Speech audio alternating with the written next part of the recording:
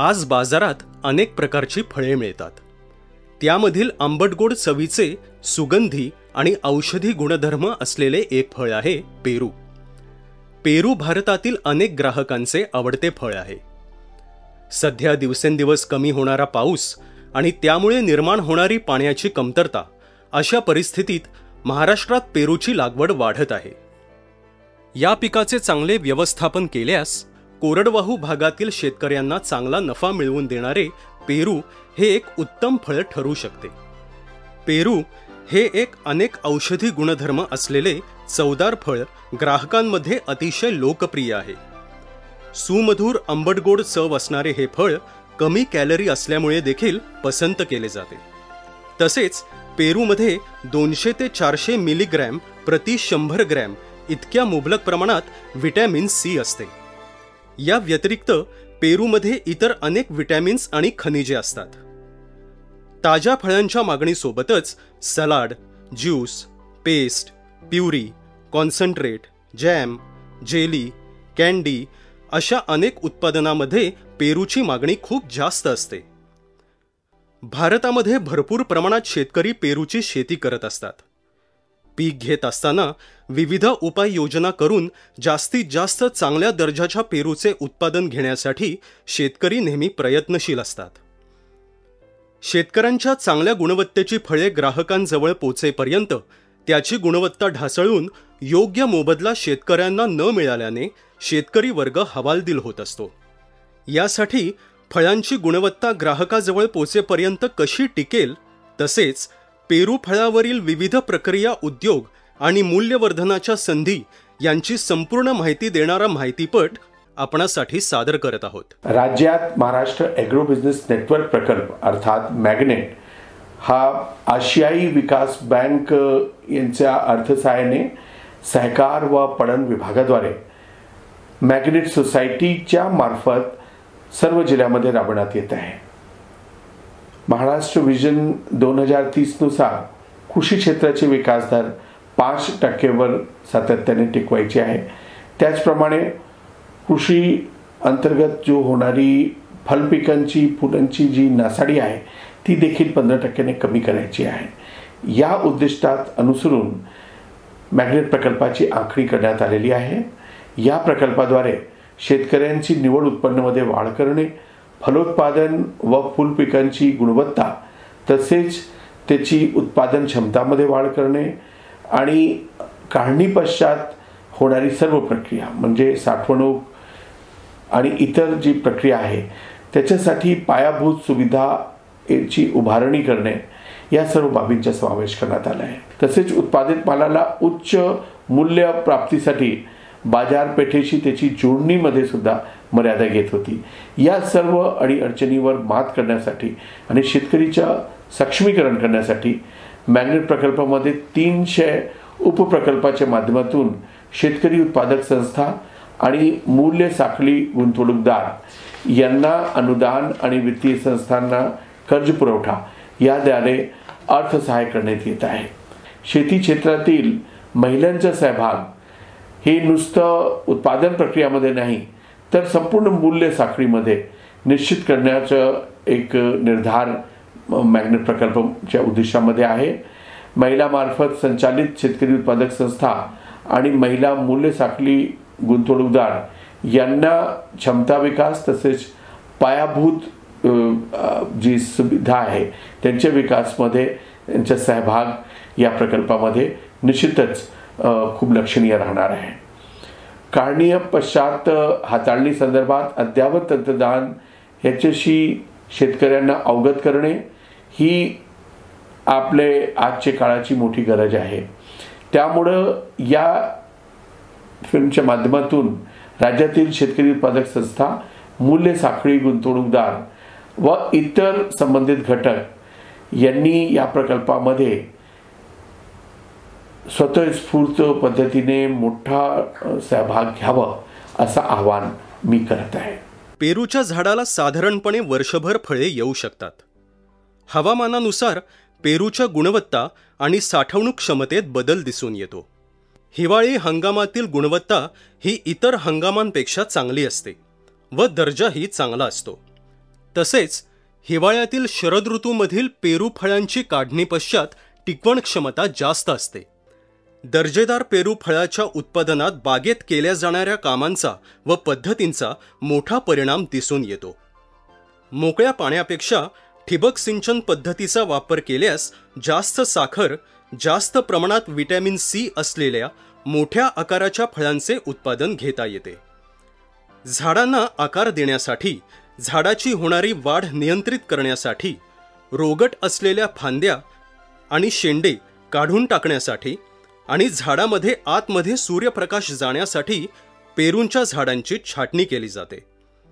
झाडावर असताना पेरू फळांवर अतिशय प्रखर प्रकाश पडल्यास फळांवर विटकरी रंगाचे उन्हाचे चट्टे दिसून येतात आणि काढणी पश्चात फळे या ठिकाणी लवकर सडू लागतात.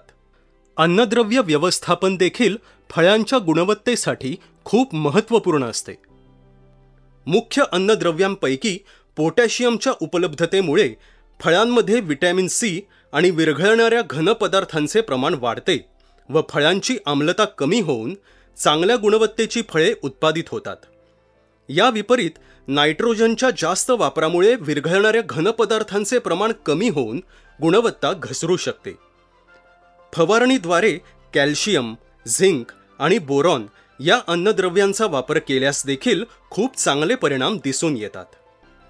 आपल्या महाराष्ट्र राज्यामध्ये गेल्या काही वर्षांमध्ये फलोत्पादन क्षेत्र आणि त्याच्या उत्पादनामध्ये मोठ्या प्रमाणावरती वाढ झालेली आहे.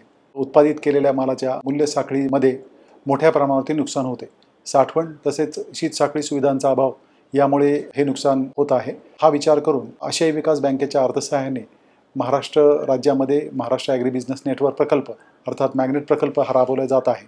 यामध्ये फार्मर्स प्रोड्युसर्स कंपन्या आणि मूल्य साखळी गुंतवणूकदार शेतमालाचे काढणी पश्चात नुकसान कसे कमी करता येईल यावर भर देण्यात आलेला आहे. फार्मर्स प्रोड्युसर्स कंपन्या आणि व्हॅल्यू चेन ऑपरेटर्स म्हणजेच मूल्य साखळी गुंतवणूकदार यांना मॅचिंग ग्रँट म्हणजे अनुदान स्वरूपात 60% अनुदान स्वरूपामध्ये अर्थसहाय्य देण्यात येते. या व्हॅल्यू चेन ऑपरेटर्स आणि फार्मर्स प्रोड्युसर्स कंपन्या यांना खेळते भांडवल टर्म लोन म्हणजेच की मुदत कर्ज देखील उपलब्ध करून देण्यात येत आहे. या प्रकल्पामध्ये महाराष्ट्र राज्य कृषी पणन मंडळाच्या ज्या 45 सुविधा आहेत त्यापैकी 16 सुविधा याचं अपग्रेडेशन करण्यात येत असून बारामती, बीड आणि पाचोड जिल्हा छत्रपती संभाजीनगर येथे निर्यात सुविधा केंद्र उभारण्यात आलेली आहेत. त्याचबरोबर ती नाविन्यपूर्ण तंत्रज्ञान आहे. त्याच्यामध्ये सोलर ड्रायर आहे, सौर ऊर्जेवरती आधारणारं कोल्ड स्टोरेज आहे, माती परीक्षण किट आहेत, ड्रोन आहे. हे देखील 60% अनुदानावरती उपलब्ध करून देण्यात येत आहे. रुचकर आणि पौष्टिक फळे ग्राहकांपर्यंत पोहोचवण्यासाठी योग्य वेळी फळांची काढणी करणे महत्त्वपूर्ण असते. काढणी दरम्यानच्या फळांच्या परिपक्वतेनुसार फळांची चव बदलते. जशी जशी फळे अधिक परिपक्व होत जातात तसे तसे फळांमधील साखरेचे प्रमाण, एस्कॉर्बिक आम्लाचे प्रमाण वाढत जाते, इतर आम्लांचे प्रमाण कमी होते आणि फळांना सुवास देणाऱ्या संयुगांचे प्रमाण वाढत जाते. परंतु काढणीस अधिक विलंब केल्यास पेरूचा काढणी पश्चात साठवणुकीचा कालावधी कमी होतो.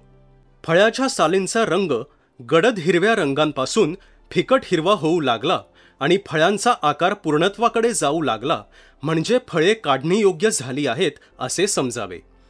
भारतीय ग्राहक थोडेसे कडक अवस्थेतील फिकट हिरव्या रंगाची ताजी फळे अधिक पसंत करतात.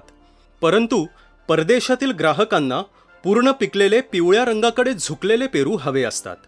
त्यासाठी पेरू झाडावर अर्धवट पिवळे किंवा पिकून पूर्ण पिवळे झाल्यानंतर काढले जातात. ग्राहकांपर्यंत असे पिकलेले पेरू पोहोचण्याचा वाहतूक व साठवणूक कालावधी लक्षात घेऊन पूर्ण अथवा अर्ध्या पिकलेल्या अवस्थेत फळ काढणी करावी.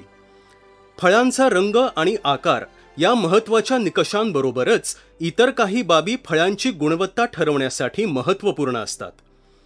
फळ अथवा फळाचा काही भाग सडलेला नसावा. फळामध्ये कुठलीही विकृती नसावी. ते कीटकांनी खाल्लेले नसावे आणि त्यामध्ये अळी नसावी. फळाच्या गराचा पोत आणि टणकपणा मध्यम असावा. फळांमधील बियांचे प्रमाण कमी असावे. फळाला एक विशिष्ट सुगंध असावा. तांत्रिकदृष्ट्या फळांची घनता, केमिकल गुणधर्म आणि फळ काढणीसाठी लागणारी ताकद ह्यावरून फळांची परिपक्वता ठरवता येते. फळांमधील विरघळणाऱ्या घन पदार्थांचे प्रमाण आम्लता आणि टॅनिनचे प्रमाण हे देखील फळांची परिपक्वता ठरवण्यासाठी महत्त्वाचे असते. फळ काढणीवेळी फळांची सापेक्ष घनता ही 1 पेक्षा कमी असावी. फळांची काढणी शक्यतो सकाळी थंड वातावरणात प्रशिक्षित मजुरांकडून करावी. फळे तोडताना देठासहित तोडावीत, जेणेकरून फळांना देठाच्या ठिकाणी इजा होऊन फळकूज होणार नाही. फळे तोडल्यानंतर कापडी पिशवीमध्ये किंवा कमी खोलीच्या खाली मऊ कापड किंवा कुशन असलेल्या बादलीमध्ये ठेवावीत. पिशवीमधून किंवा बादलीमधून क्रेटमध्ये टाकताना पिशवी किंवा बादली उलटी करू नये. फळे हळुवारपणे हाताने क्रेटमध्ये टाकावीत. पिशव्या, बादल्या किंवा क्रेट्स सतत क्लोरीनयुक्त पाण्याने धुवून घ्यावेत, जेणेकरून फळांना बुरशीची लागण होणार नाही. काढणीनंतर क्रेट्स गरम जागी किंवा प्रखर सूर्यप्रकाशात ठेवू नयेत. शक्यतो लवकरात लवकर पॅकिंग शेडमध्ये आणावेत आणि जर काही काळ शेतात राहणार असतील तर कापडाने किंवा ताडपत्रीने झाकून ठेवावेत. ज्या ठिकाणी आपण फळे बॉक्समध्ये पॅक करतो ती जागा स्वच्छ नीटनेटकी असावी. त्या ठिकाणी वापरासाठी चांगल्या प्रतीचे पाणी, स्वच्छ व नीटनेटका मजूर वर्ग, सर्व उपकरणे चालू अवस्थेमध्ये असावीत आणि कोणत्याही पाळीव प्राण्यांसाठी तो भाग प्रतिबंधित असावा. पॅकिंग हाऊसमध्ये प्रतवारी करताना न पिकलेले, जास्त पिकलेले, जखमा झालेले, फांद्यांना घासून डाग पडलेली किंवा रोग व किडींचा प्रादुर्भाव झालेली फळे सुरुवातीलाच बाहेर काढावीत. खराब फळे बाहेर पडण्याचे प्रमाण हे सर्वस्वी शेतातून येणाऱ्या फळांच्या दर्जावर अवलंबून असते. खराब दर्जाच्या फळांमध्ये प्रामुख्याने जास्त पिकलेली, वाऱ्यामुळे फांद्यांना घासलेली, रोगाचे डाग किंवा फळमाशीचा प्रादुर्भाव झालेली फळे जास्त असतात. प्रतवारी झाल्यानंतर चांगल्या फळांना क्लोरिनेटेड पाण्यामध्ये धुवून घ्यावे. ज्या विभागात किंवा देशात फळे विक्रीसाठी पाठवायची आहेत अशा देशांनी दिलेल्या निर्देशांकानुसार बुरशीनाशकाची किंवा खाण्यायोग्य मेणाची प्रक्रिया करावी. फळांची आकारानुसार प्रतवारी करण्यासाठी पूर्ण स्वयंचलित किंवा अर्ध स्वयंचलित प्रतवारी करणाऱ्या उपकरणांचा वापर करावा. ताज्या पेरूच्या कोडेक्स मानदंडानुसार फळाचे 3 वर्ग केले जाऊ शकतात: जंबो वर्ग, वर्ग 1 आणि वर्ग 2.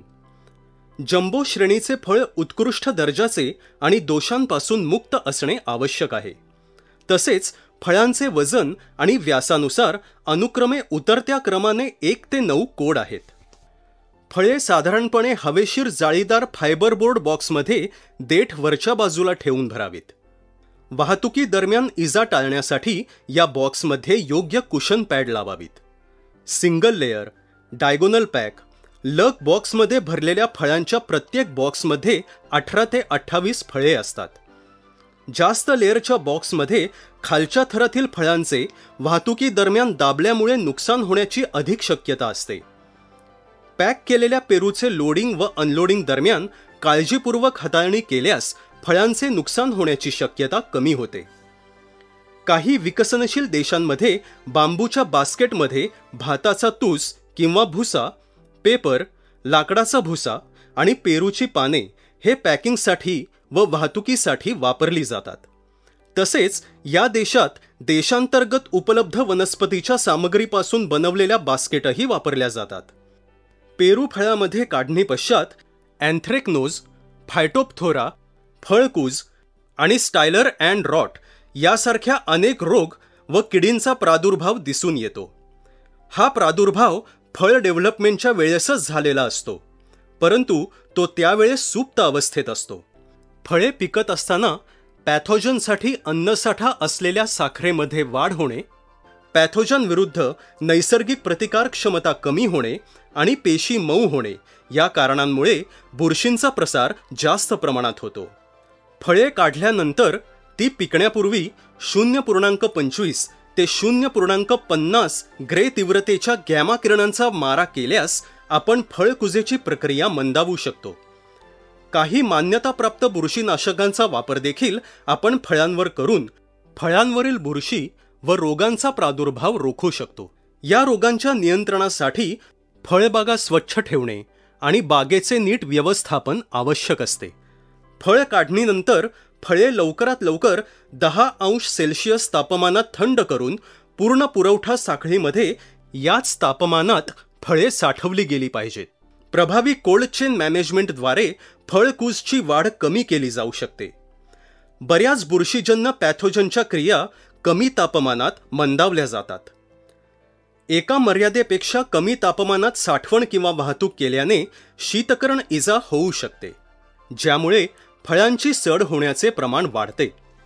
पेरूमध्ये शीतकरण इजेची सामान्य लक्षणे म्हणजे पृष्ठभागावरील खड्डे, पाण्याने भिजलेले घाव, आतील व बाहेरील रंग कमी होणे, असमान फळ पिकणे, फळांचा सुगंध कमी होणे आणि फळसड असे आहेत.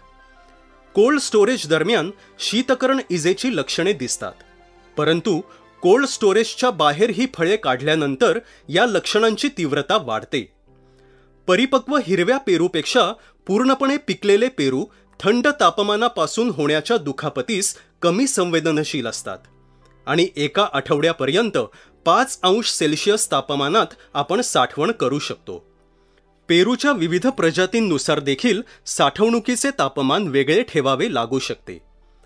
फळांमधील पाणी कमी होणे किंवा फळसड ही पेरू फळांची एक मुख्य समस्या आहे, ज्याचा गुणवत्तेवर नकारात्मक परिणाम होतो. कोल्ड स्टोरेजच्या तुलनेत सामान्य वातावरणात स्टोरेज दरम्यान वजन झटकन कमी होते.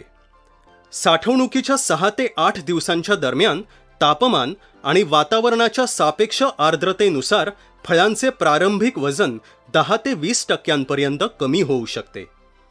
फळातील पाणी कमी झाल्यामुळे सालीवर सुरकुत्या पडतात व त्यामुळे ग्राहक त्या फळांना स्वीकारत नाहीत.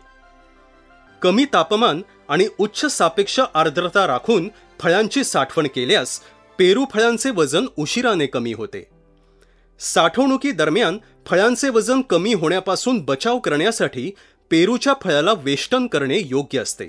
तसेच आपण फळांवर खाण्यायोग्य मेण किंवा अँटीऑक्सिडंट्स, अँटीमायक्रोबियल कंपाऊंड्स आणि कॅल्शियम सॉल्ट्स यासारख्या खाद्य कोटिंग्सचा वापर करू शकतो. पेरूच्या साठवणूक आणि वाहतुकी दरम्यान देखील आपण योग्य ती काळजी घेतली तर आपण ग्राहकांपर्यंत चांगल्या दर्जाची फळे पोचवू शकतो. तसे पेरू या फळाची नैसर्गिक साठवण क्षमता ही अतिशय कमी असते आणि सामान्य वातावरणात पेरू 6 ते 7 दिवसात खराब होतात. 1-मिथिल सायक्लोप्रोपेनच्या वापराने आपण इथिलिनच्या तयार होण्याची प्रक्रिया मंदावू शकतो आणि अशा पद्धतीने आपण 10 अंश तापमानात 25 दिवसांपर्यंत फळे साठवू शकतो. कमी तापमानात फळांची साठवण करून आपण फळांची नैसर्गिकरित्या खराब होण्याची प्रक्रिया मंदावू शकतो आणि जास्त कालावधीसाठी फळांची गुणवत्ता टिकवून ठेवू शकतो. 95% सापेक्ष आर्द्रतेमध्ये अर्धे पिकलेले पेरू 8 ते 10 अंश सेल्सिअस तापमानात आपण 2 ते 3 आठवड्यांसाठी, तर पूर्ण पिकलेले पिवळसर पेरू 5 ते 8 अंश तापमानात 1 ते 2 आठवड्यांसाठी आपण साठवू शकतो. यापेक्षा कमी तापमानात फळे ठेवल्यास फळांना शीतकरण इजा होते आणि फळे लवकर खराब होतात. भारतातील पेरूच्या काही वाणांना आपण 5 ते 8% ऑक्सिजन आणि 2.5 ते 5% कार्बन डायऑक्साईड अशा नियंत्रित वातावरणामध्ये 30 दिवसांपर्यंत टिकवू शकतो. या पद्धतीचा वापर जास्त अंतरावर रेफ्रिजरेटेड कंटेनरमध्ये वाहतुकीसाठी केला जातो. अशा नियंत्रित वातावरणातील साठवणुकीमुळे फळांचे आपण शीतकरण इजेपासून देखील संरक्षण करू शकतो. रोग व किडींचे एका देशातून दुसऱ्या देशांमध्ये फळांद्वारे स्थलांतर होऊ नये म्हणून प्रत्येक देशाने फळांच्या आयातीविषयी काही नियमावली तयार केली आहे व काही निर्बंध घातलेले आहेत. त्याला फायटोसॅनिटरी निर्बंध म्हणतात. पेरूचे निर्यात करण्यासाठी या नियमावलीचे पालन करणे आवश्यक असते. या अंतर्गत फळांच्या निर्जंतुकीकरणासाठी विविध उपाययोजना सुचवलेल्या आहेत.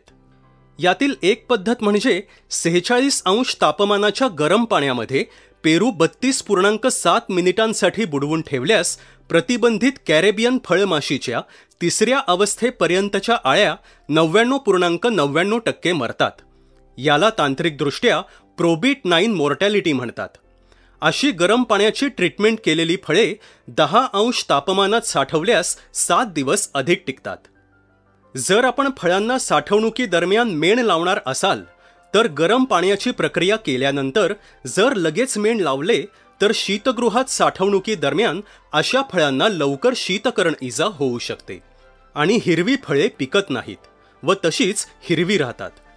त्यामुळे गरम पाण्याच्या प्रक्रियेनंतर फळांना 20 अंश तापमानात 24 तास ठेवून मग मेण लावावे. गरम पाण्याच्या प्रक्रियेऐवजी आपण फळांना 10 मिनिटांसाठी 46 अंश तापमानाच्या गरम हवेच्या झोतात ठेवल्यास देखील फळमाशीच्या अळ्यांचे नियंत्रण केले जाऊ शकते. गरम पाण्याऐवजी गरम हवेच्या प्रक्रियेमध्ये फळे जास्त लवकर मऊ होतात. 400 ग्रे तीव्रतेच्या किरणोत्सर्गाचा फळांवर मारा केल्यास देखील जवळपास सर्व किडी व रोग नष्ट होतात. अमेरिकन देशांद्वारे अशा प्रक्रियेला सन 2002 मध्ये मान्यता दिली आहे आणि आयात केल्या जाणाऱ्या सर्व फळांसाठी ही प्रक्रिया बंधनकारक केलेली आहे. परंतु फक्त या प्रक्रियांवर अवलंबून न राहता आयाती दरम्यान येऊ शकणाऱ्या किडींच्या प्रतिबंधासाठी अनेक कडक नियमावलीचे पालन करावे लागते. यामध्ये पेरू फळ उत्पादनादरम्यान करावयाची कामे, उत्पादनादरम्यान वापरली जाणारी सुरक्षित कीटकनाशके, फायटोसॅनिटरी निरीक्षकांद्वारे निरीक्षण, काढणी पश्चात करावयाची निर्जंतुकीकरण प्रक्रिया, नमुना निरीक्षण अशा अनेक बाबींची पूर्तता करावी लागते.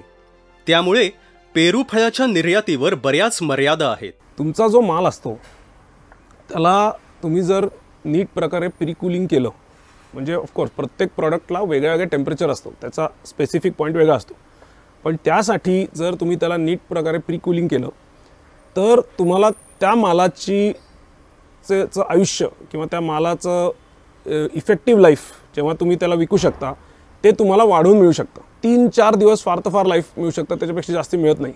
पण तुम्ही तेच जर प्रीकूलिंग करून थोडे दिवस ठेवलं तर तुम्हाला 7 ते 10 दिवसपर्यंत लाईफ मिळू शकतं. ही गोष्ट तुम्हाला महत्त्वाची अशी आहे कारण त्यामध्ये तुम्हाला दूरच्या मार्केटला पोचता येतं. म्हणजे आज तुम्हाला जर 2 दिवसाच्या जवळपास जाता येत असेल तर तुम्हाला 4 दिवस ट्रान्सपोर्ट करूनही आज त्याच्या पुढे जाता येईल, लांब जाता येईल, तुम्हाला त्याची कॉस्ट, तुम्हाला त्याचे पैसे जास्त मिळतील. सो प्रीकूलिंग करणं हे अतिशय महत्त्वाचं आहे. प्रॉडक्टला प्रीकूलिंग, प्रॉपर प्रोसेसिंग, पॅकेजिंग आणि प्रीकूलिंग आणि मग त्यानंतर कोल्ड स्टोरेज आणि मग कोल्डमध्येच प्रेफरेबली त्याला डिस्पॅच करणं, हा सगळा प्रोसेस जर तुम्ही नीट केला तर तुम्हाला डेफिनेटली जास्ती चांगला आउटपुट मिळेल, तुमच्याच प्रॉडक्टला रेट चांगला मिळेल आणि मार्केट्स जास्ती चांगले मिळतील. पेरू फळाच्या उत्पादनातून अधिक नफा मिळवण्यासाठी काढणी पश्चात मूल्यवर्धनाच्या आणि प्रक्रिया उद्योगाच्या अनेक संधी उपलब्ध आहेत. पेरूचे विविध आरोग्यविषयक फायदे, पेरूमधील कमी कॅलरीज आणि पेरू खाण्यातील सुटसुटीतपणा यामुळे दिवसेंदिवस ग्राहकांकडून ताज्या कापून ठेवलेल्या फळांची मागणी वाढत आहे.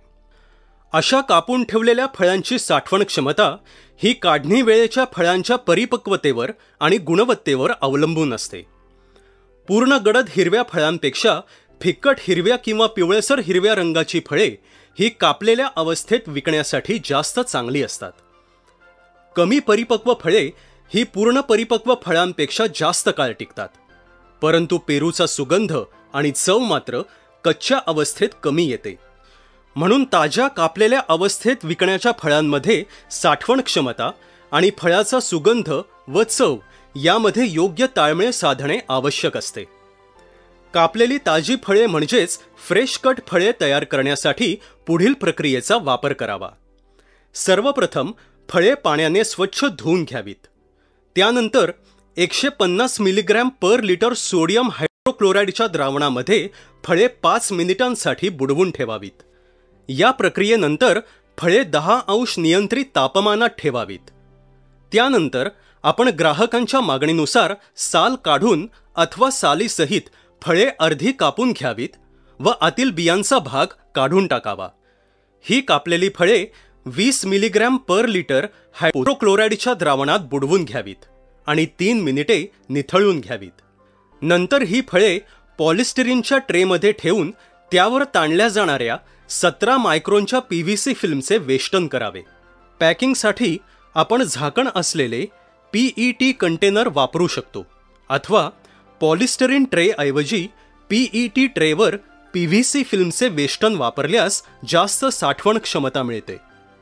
फळांचे वजन हळूहळू कमी होण्यासाठी आणि फळांचा रंग बदलू नये म्हणून आपण पॅकिंगपूर्वी फळांवर 2% सुक्रोज फॅटी ॲसिड इस्टरचा लेप देऊ शकतो.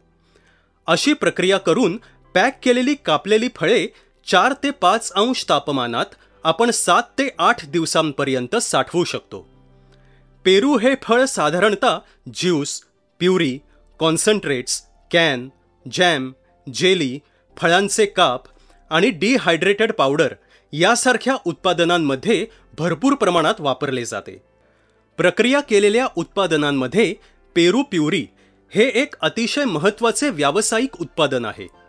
हे सहसा रस, जॅम, जेली, सिरप आणि इतर पेये तयार करण्यासाठी वापरले जाते. पेरूची प्युरी तयार करण्यासाठी परिपक्व फळांचा वापर करणे आवश्यक असते. उच्च चिकटपणा आणि मवाळपणा किंवा घट्टपणा हा पेरू प्युरीचा महत्त्वाचा गुणवत्ता निकष आहे. ताजे फळ, प्युरी, कॉन्सन्ट्रेट्स आणि डिहायड्रेटेड पावडरपासून पेरूचा रस तयार केला जाऊ शकतो. पातळ केलेले आणि मवाळ घट्ट दोन्ही रस सध्या पेरूपासून तयार केले जातात आणि त्यांची बाजारात चांगली मागणी आहे. बहुतेक उष्णकटिबंधीय फळांचा रस मवाळ असतो, परंतु काही ग्राहकांद्वारे पातळ रस पसंत केला जातो. जे रस घट्ट असतात त्यांचे पातळ रस करूनही विकले जातात. पेरूचा रस इतर फळांच्या रसांसह चांगला मिसळतो. पेरू जॅम, जेली किंवा वेगवेगळ्या रस मिश्रणामध्ये पेरूचा रस डायरेक्ट वापरला जाऊ शकतो.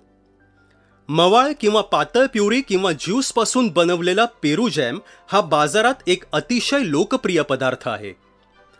पेरूच्या रसावर निर्जंतुकीकरणासाठी पाश्चरायझेशन प्रक्रिया केली जाते, परंतु त्यामुळे एस्कॉर्बिक ॲसिडचे प्रमाण 30 ते 45% कमी होते.